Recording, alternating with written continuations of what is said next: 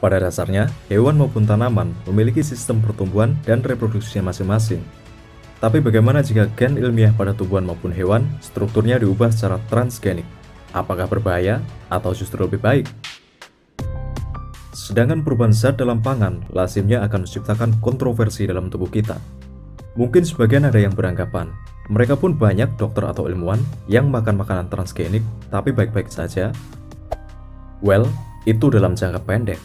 Tapi jika hal semacam ini terus berulang-ulang diterapkan dalam tubuh, dampaknya akan sangat berbahaya bagi sistem imunitas Anda. Akibatnya, tubuh akan mudah terserang virus, rentan terhadap cuaca, resiko penyakit komplikasi, potensi alergi yang berlebihan, dan lain-lain. Oleh sebab itu, makanan yang dimodifikasi secara transgenik secara teknis tidak dianjurkan.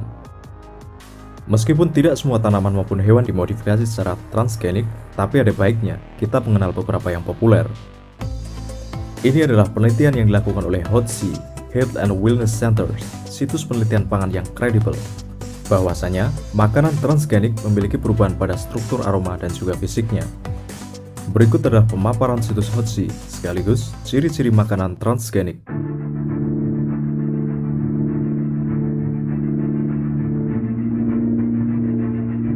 Ketika suatu organisme dimodifikasi secara genetik, gen ditransfer melewati penghalang biologis yang biasanya tidak mengizinkan hubungan semacam itu, memungkinkan terjadi hal-hal yang tidak wajar pada sifat makanan tersebut.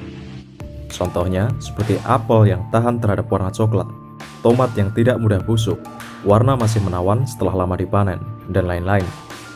Tanaman semacam ini biasanya tahan terhadap pestisida kelas berat, dan juga pengaplikasian herbisida secara berlebihan. Tomat, pepaya, semangka, apel, jeruk, kentang, dan lain-lain. Termasuk juga daging yang Anda beli di minimarket. Yang tak kalah penting daripada itu, agenda genocide alias program pendidikan umat manusia secara analitik sudah diterapkan selama ratusan tahun lalu. Sedikit contoh adalah program KB dan imunisasi. Ini bukan masalah anti vaksin. Coba kembali riset apa saja unsur vaksin imunisasi pada anak Anda. Jadi jangan bertanya lagi soal mengapa sistem imun atau sel kekebalan tubuh dalam seseorang sangat rentan terhadap virus. Dan mengapa umur seseorang yang hidup di era modern ini rata-rata tidak lebih dari 80 tahun. Genetically modified organism alias bahan pangan untuk merusak sistem kekebalan tubuh Anda.